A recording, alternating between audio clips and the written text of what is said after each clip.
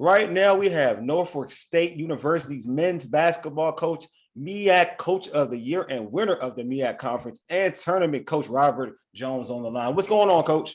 Hey, what's going on? How you doing, man? I'm doing good, man. Doing good. So last weekend, you went back-to-back, win the MEAC Tournament. How did you guys get it done? Just locking in and just playing some defense, making a few shots, I guess. We're able to get through that gauntlet. MEAC tournament was probably the toughest. MEAC conference, I should say, it was probably the toughest it's been in a while. It's been a lot of good teams. Some of the bottom teams became good teams. So and a lot of good teams stayed good teams. So it was a tough year. You're definitely surprised that Coppin made it all the way to the finals to play you all.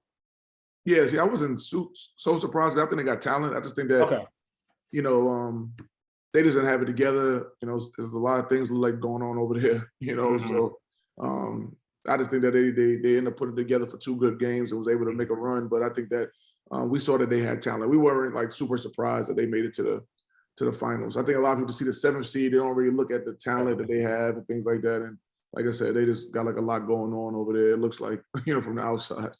Yeah, definitely. So, all right. So the NCAA tournament starts this week. You all play the number 1 seed in the East in Baylor Thursday at 2 p.m. last week. We talked about, you all deserving to me a 14 or 15 seed, but the committee gave you the 16 seed in the East. What were your thoughts when you saw the brackets?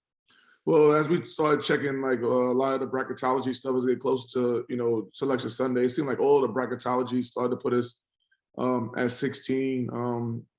Which I don't think is very fair. I think that with 24-6, we didn't have like any signature wins. Yeah. But the problem the committee always also doesn't see is that a lot of those teams that were that's in the tournament, we've asked to play, and they decline because they don't want to play. Whether they're worried about losing or whatever the case is. So we've tried to get a lot of those teams out in the tournament, and then so we play who we can play. And, like I said, I use examples like UNC Wilmington that we beat, and they were in top of the CAA conference for a long time. And then the CAA team that got in got a 15 seed. And then, I know the Big South team that got in got a 14 seed. And they did a great job over there, a great job. But at the same time, it was very comparable conferences that, got in. Then Yale got in, too, that wasn't supposed to get in. They got in last minute. They beat Princeton. Which I know was the favorite in that situation, and they got a 14 seed, I think. So, somebody got to make it make sense to us a little bit. But hey, once we got over the initial anguish and disappointment, because it's just not, these kids deserve it. I don't think people sitting in that room realize how hard it is to win 24 games. Like that's 80% of your games. And it's the Division I level. It's like that's extremely hard to do, and maybe people who sit in that room don't understand that or whatever the case is.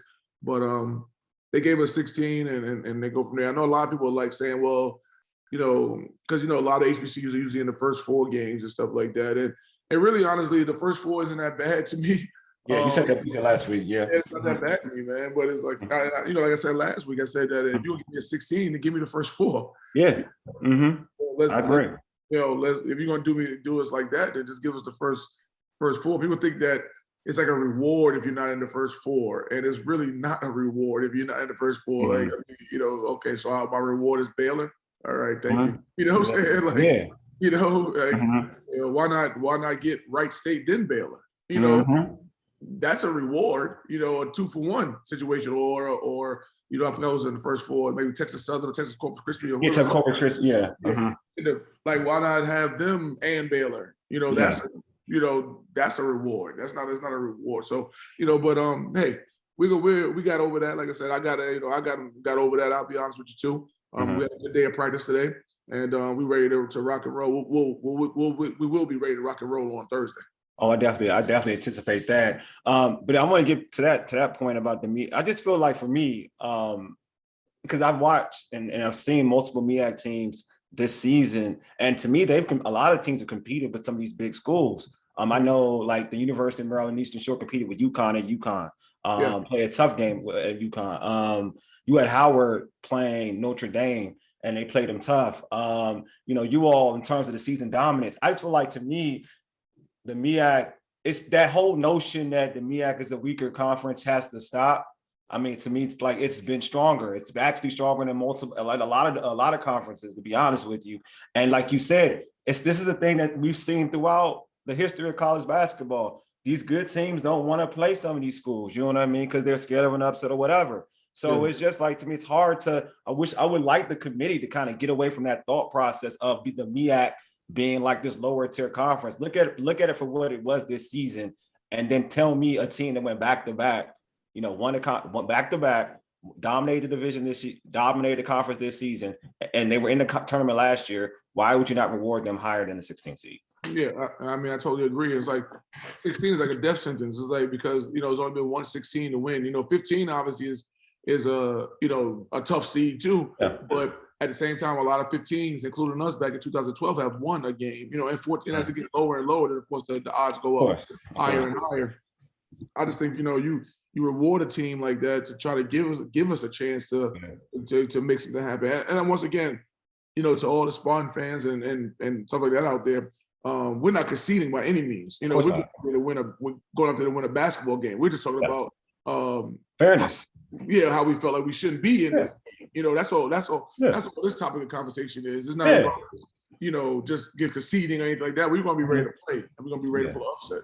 Yeah, definitely. I don't think anybody should think from this conversation think that you're conceding. I think that there's an interest of fairness. That's all. Like, if anything, you could be a 1 seed, right, and complain of. I mean, you could be a 2 seed and complain about not being a 1 seed. You know what I mean? So it's all about fairness. But to for me, I coached. I've coached boys and girls for like years and whatnot. So my thought process, when I felt like my squad was being disrespected, I would use it for my squad. Are you using that for your squad in terms of like motivation? Say, you know what, they don't believe in me, but you know what, we're gonna make Baylor believe in this.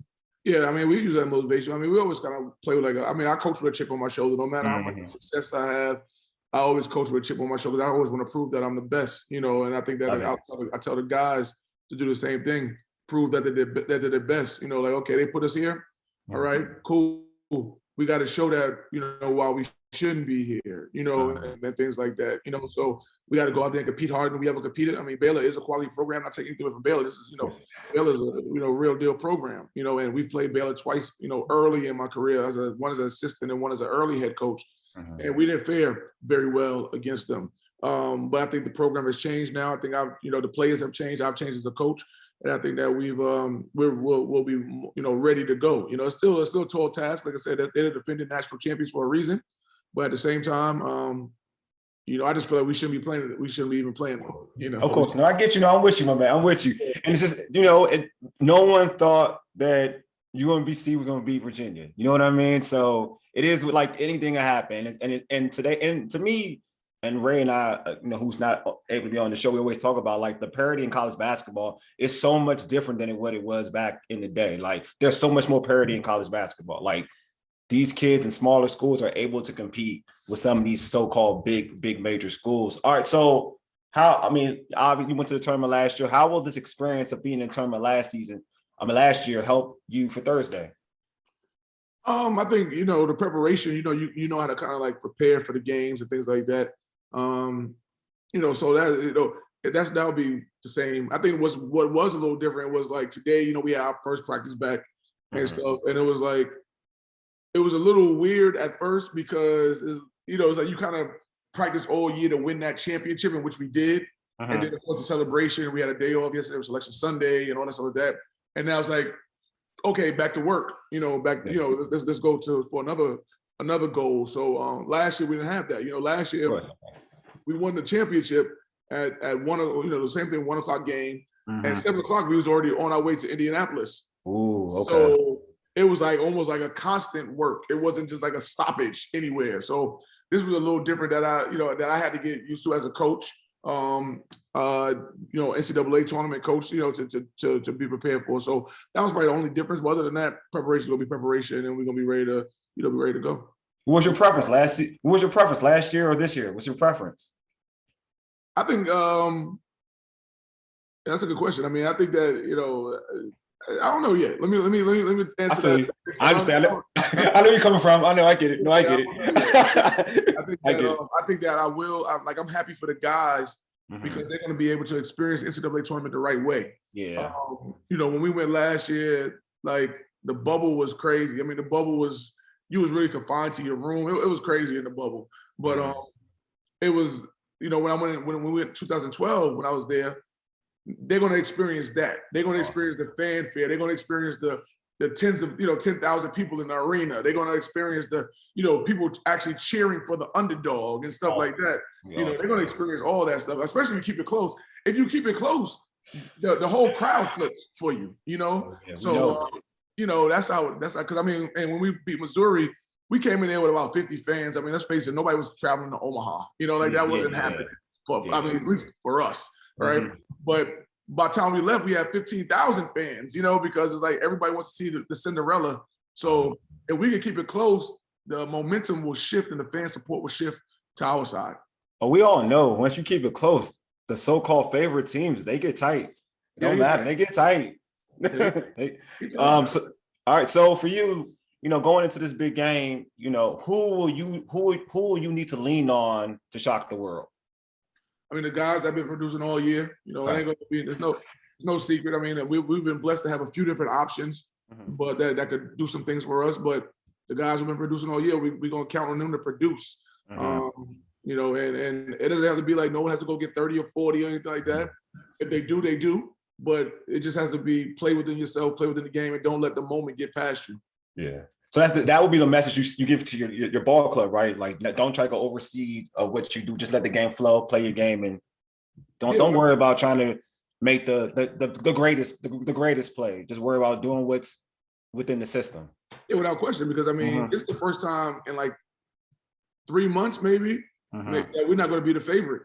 Yeah. So like we can almost breathe a little relax a little bit. Because now we can go back into that hunted mode. I mean, the hunter, I should say, the hunter mode instead of hunted all the time. Because we've been hunted for 3 months, maybe even longer than that, honestly. But so now we can kind of flip our mental a little bit. Is that like it's really like no pressure on us? I mean, at all. Because if we lose, people are going to expect us to lose.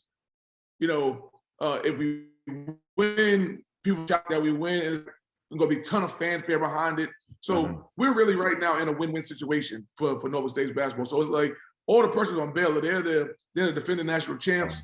They're the number 1 seed. They got to play the 16th seed. Like you said, only one 16th seed ever won. I'm sure that's in the back of their head because you don't want to be the second one to let it happen. So they got all the pressure. Like we could come in there and just play basketball, just relax, play basketball.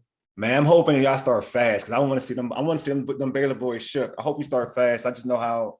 I mean, we watched. I mean, some of us. I mean, all of us. A lot of us into college basketball. We watched the tournament for years, and we know like once you jump on the squad fast, especially if they're like the favorites, like we see people pressing. We see these kids pressing. So I would love, for you all to start fast, man. And man, thanks for being on the show. I appreciate you, Coach. Before I let you go, is there anything you would like to add?